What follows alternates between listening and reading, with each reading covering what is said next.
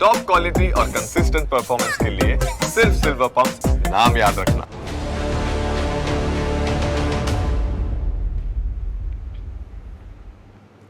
ગાંધીનગરથી સમાચાર છે। મોક ડ્રીલ અંગે સીએમની અધ્યક્ષતામાં બેઠક છે, શરૂ થઈ ગઈ છે। મુખ્યમંત્રીના નિવાસસ્થાને મહત્વની બેઠક મળી છે। 14 જિલ્લાના કલેક્ટર સહિત અન્ય કલેક્ટર બેઠકમાં જોડાયા છે। મોક ડ્રીલ અંગે બેઠકમાં જરૂરી સૂચના આપવામાં આવશે।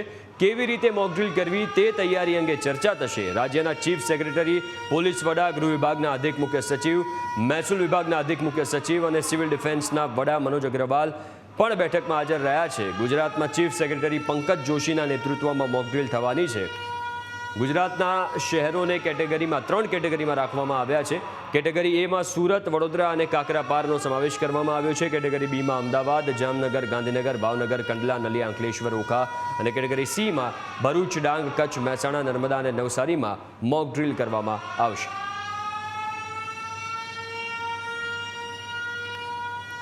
તો આવતીકાલે જે મોક ડ્રીલનું આયોજન કરવામાં આવ્યું છે એને લઈને મહત્વની બેઠક મળી છે। મુખ્યમંત્રી ભૂપેન્દ્ર પટેલની અધ્યક્ષતામાં બેઠકનું આયોજન કરવામાં આવ્યું છે, જેમાં અલગ અલગ મુદ્દાઓને લઈને ચર્ચા કરવામાં આવશે કે 14 જિલ્લામાં જે મોક ડ્રીલનું આયોજન કરવામાં આવ્યું છે એને કેવી રીતે પાર પાડવું, કેવી રીતે લોકોને સમજ આપવી, કેવી રીતે સમજણ આપવી કે જો આવી સ્થિતિ સર્જાય છે ત્યારે શું કરવું। વધુ વિગતો સાથે ગાંધીનગરથી સંવાદદાતા મલ્હાર આપણી જોડે લાઈવ જોડાયા છે। મલ્હાર, જે બેઠક શરૂ થઈ ગઈ છે મુખ્યમંત્રીની અધ્યક્ષતામાં, કોણ કોણ બેઠકમાં ઉપસ્થિત છે અને આવતીકાલે જે તમામ જિલ્લાઓમાં જે મોક ડ્રીલનું આયોજન કરવામાં આવવાનું છે શું એ ક્રમશઃ થશે કે આવતીકાલે પછી એના પછીના દિવસે કે આવતીકાલે જ તમામ જે છે મોક ડ્રીલનું આયોજન થઈ જશે? શું વિગતો મળી રહી છે? ચોક્કસથી હિમ ભારત અને પાકિસ્તાન વચ્ચે જે રીતે અત્યારે તણાવ જેવી પરિસ્થિતિનું નિર્માણ થયું છે, નિર્માણની વચ્ચે કેન્દ્ર સરકારે તમામ રાજ્યોમાં જે છે તે મોક ડ્રીલ કરવાની જે છે તે સૂચના આપી છે, જેને પગલે આજે ગુજરાત સરકાર દ્વારા સવારથી જ એક પછી એક બેઠકનો દોર શરૂ કરી દેવામાં આવ્યો છે। ગુજરાત રાજ્યના 14 જિલ્લાઓને 3 કેટેગરીમાં વહેંચણી કરીને તે પ્રમાણે જે છે તે મોક ડ્રીલ કરવાની સૂચના આપી છે। અત્યારે રાજ્યના મુખ્યમંત્રીના નિવાસસ્થાને જે છે તે બેઠક શરૂ થઈ ગઈ છે। આ બેઠકની અંદર રાજ્યના ગૃહમંત્રી પણ જે છે તે ઉપસ્થિત છે। આ ઉપરાંત રાજ્યના ચીફ સેક્રેટરી ઉપસ્થિત છે બેઠકની અંદર। ACS home એમ.કે. દાસ જે છે તેઓ પણ આ બેઠકની અંદર ઉપસ્થિત છે। આ ઉપરાંત મહેસૂલ વિભાગના અધિક મુખ્ય સચિવ જે છે તેઓ પણ આ બેઠકની અંદર ઉપસ્થિત છે અને સિવિલ ડિફેન્સના વડા જે છે મનોજ અગ્રવાલ તેઓ પણ આ બેઠકની અંદર જે છે તે ઉપસ્થિત છે। અને આવતીકાલે ગુજરાત રાજ્યમાં જે 14 જિલ્લાઓ જે છે તેમાં કઈ રીતે મોક ડ્રીલ કરવું તેને લઈને આ વિડીયો કોન્ફરન્સના માધ્યમથી મુખ્યમંત્રી અને રાજ્યના ચીફ સેક્રેટરી જે છે તે તમામ જિલ્લા કલેક્ટરોને સૂચના આપી રહ્યા છે। ક્યારે કેટલા વાગે કઈ રીતે મોક ડ્રીલ કરવાનું હજુ સત્તાવાર રીતે તેની વિગતો સામે નથી આવી, કારણ કે મુખ્યમંત્રી નિવાસસ્થાને જે છે તે બેઠક ચાલી રહી છે। પરંતુ બેઠક પૂર્ણ થયા બાદ રાજ્ય સરકાર જે છે તે સત્તાવાર રીતે જાહેરાત કરશે કે આ મોક ડ્રીલનું આયોજન કયા કયા જિલ્લાઓમાં કરવામાં આવી રહ્યું છે, કેવી રીતે આખું આયોજન રહેશે અને ખાસ કરીને સાયરન વગાડીને જે છે તે લોકોને જાગૃત કરવા, લોકોને સાવચેત કરવા અથવા લોકોને સલામત જગ્યાએ ખસેડવા તેનું આયોજન વિશેનું જે છે તે રાજ્ય સરકાર જે છે ટૂંક સમયમાં સત્તાવાર રીતે જાહેરાત કરશે। આ ઉપરાંત બ્લેકઆઉટની પણ વાત જે છે તે આ બેઠકની અંદર કરવામાં આવી છે, એટલે કે બ્લેકઆઉટ કઈ રીતે કરવું, કઈ રીતે લોકોને જે છે તે રાત્રિના સમયે પણ જે છે તે સાવચેત રાખવા, આ તમામ મુદ્દાઓને લઈને અત્યારે બેઠકની અંદર જે છે તે ચર્ચા ચાલી રહી છે। બેઠક પૂર્ણ થયા બાદ રાજ્યના ગૃહમંત્રી અથવા તો રાજ્યના ચીફ સેક્રેટરી જે સત્તાવાર રીતે જે છે તે સમગ્ર માહિતી જે છે તે મીડિયા સમક્ષ જાહેર કરશે। બિલકુલ, આભાર મલ્હાર વિગતો આપવા માટે। તો અત્યારે બેઠકની શરૂઆત થઈ ગઈ છે, ટૂંક સમયમાં જે ચર્ચા થઈ એની પણ જાહેરાત કરવામાં આવશે। અમદાવાદ સહિત દેશભરમાં આવતીકાલે મોક ડ્રીલ યોજાવાની છે। અમદાવાદમાં જ્યાં સાયરન વાગશે ત્યાં ન્યૂઝ કેપિટલ પહોંચ્યું છે। મણિનગરમાં એએમસીની ઓફિસે પણ સાયરન લગાવાયું છે। તો જ્યાં સાયરન વાગવાનું છે તમામ જગ્યાએ ન્યૂઝ કેપિટલે પહોંચવાનો પ્રયાસ કર્યો છે। મણિનગરની વાત કરીએ તો મણિનગરમાં જે એએમસીની ઓફિસ છે ત્યાં પણ સાયરન લગાવવામાં આવ્યું છે।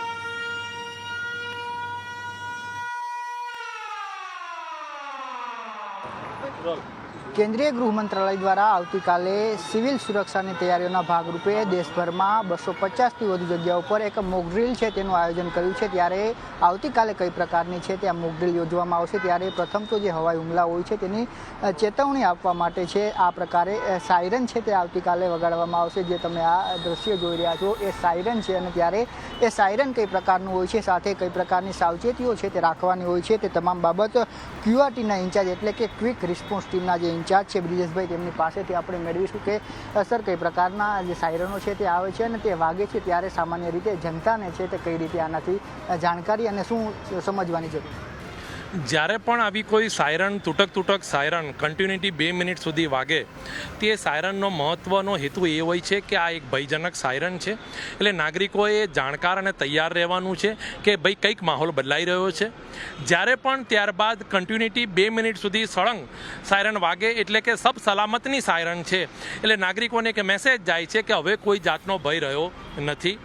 એક મોક ડ્રીલની વાત કરું કે જે અત્યારે ચાલી રહી છે તો એની અંદર ગવર્મેન્ટના આદેશ એવો છે કે દરેક નાગરિકો મોકડ્રીલના લીધે તૈયાર રહે, એ લોકો જાણકારી મેળવે એ છે। આ મોકડ્રીલનો હેતુ કોઈ ભયજનક કે કોઈ પેનિક થવાની જરૂર નથી, પણ એક જાણકારી મેળવવાની જરૂર છે કે અંધારપટનો અમલ કરવાનો જ્યારે ગવર્મેન્ટ દ્વારા આપણને આદેશ મળે તો આપણે અંધારપટમાં આપણે શું કરીશું। અંધારપટ વખતે નાગરિકોએ પોતાના ઘરની અંદર રહીને પોતાના ઘરનું જે કંઈ પણ લાઇટનો પ્રકાશ છે એ બહાર ના જાય તેનું એક ધ્યાન રાખીશું। આપણો બારી છે, દરવાજા છે, સંપૂર્ણ આપણે પેક કરીશું। જરૂર પડશે તો કાચની બારી ઉપર આપણે પેપર કે કોટનના કપડાં કે કોઈ પણ લગાડીને પણ આપણે બંધ કરીશું। જરૂરિયાત પૂરતી લાઇટ આપણે કેન્ડલ કે ટોર્ચ દ્વારા કરીને આપણું જીવન કરીશું। સામાન્ય આગ લાગે તો નાગરિકોએ શું કરવું, કેરી મેથડની પ્રેક્ટિસ કે કોઈ વ્યક્તિ ઘાયલ થયેલો હોય તે વ્યક્તિને કઈ રીતે કેરી મેથડ કરવી તેવી માહિતી સિવિલ ડિફેન્સ દ્વારા એક મોક ડ્રીલની અંદર આખી વણવામાં આવશે, જેથી કરીને નાગરિકોને ખ્યાલ આવે કે આવી પરિસ્થિતિ થાય ત્યારે પોતે પોતાની જાતનું રક્ષણ કઈ રીતે કરી શકે છે। તે જ હેતુ આ એક મોક ડ્રીલનો છે। આ સાયરન છે તે કેટલા પ્રકારના હોય છે, ખાસ કરીને અમદાવાદમાં કેટલા સાયરનો આવેલા છે અને કઈ રીતે અને કેટલા ડેસિબલ સુધી એટલે કેટલા વિસ્તારમાં તેનો અવાજ પહોંચે છે અને પહોંચે છે તો કઈ પ્રકારની સાવચેતી છે લોકોએ રાખી। ખાસ કરીને સોશિયલ મીડિયાનો જમાનો છે ત્યારે લોકો આના સીન લેવા આવે, સ્નેપ લેવા આવે એ પ્રકારની ન થાય અને કઈ પ્રકારની લોકોએ છે તે વર્તન કરવાનું છે।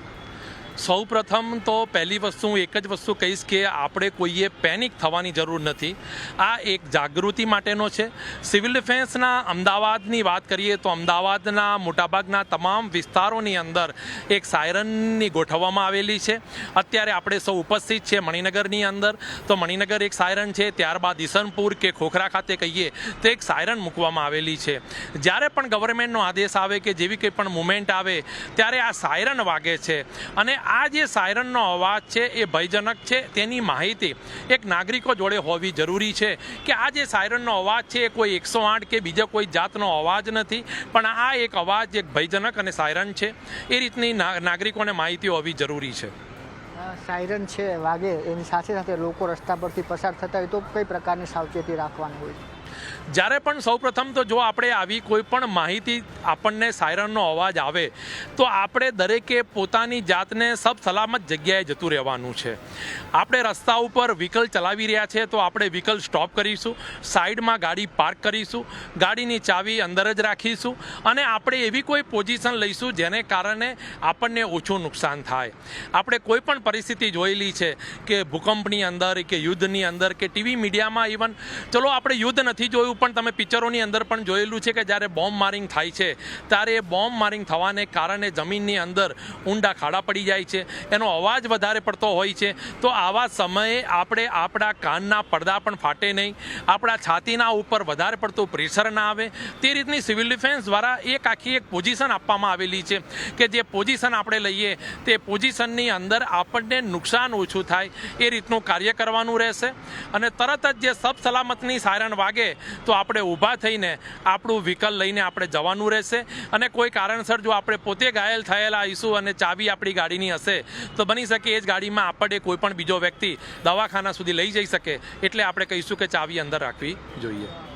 ખૂબ આભાર સર. તો આ પ્રકારે જે સાયરનની વાત કરવામાં આવી છે ત્યારે ફરી આપણે એ સાયરન છે તે જોઈશું કે કઈ પ્રકારનું જે સાયરન છે, કારણ કે જે પ્રકારે અત્યારે પાકિસ્તાન સાથેના સંબંધો આપણા છે અને ત્યારે જે પ્રકારની સ્થિતિ બની રહી છે એવામાં આ તમામ જે સાવચેતીના પગલાઓ છે કે લોકો છે તે જો યુદ્ધની સ્થિતિમાં આવીએ આપણને તો કઈ પ્રકારે સાવચેતીના પગલાઓ લેવા જોઈએ તેના માટે આવતીકાલે 250થી વધુ સ્થળો છે તે દેશભરમાં એ પ્રકારે મોકડ્રીલનું આયોજન છે તે કરવામાં આવ્યું છે અને તેવામાં QRTની ભૂમિકા છે તે વિશેષ વધી જતી હોય છે. ત્યારે આ સાયરન વિશે જે આપણે સમજ્યું અને સાથે કઈ પ્રકારની સાવચેતીઓ રાખવી તે અંગે પણ આપણે QRTના જે ઇન્ચાર્જ છે તેમણે અવગત કરાવ્યા છે.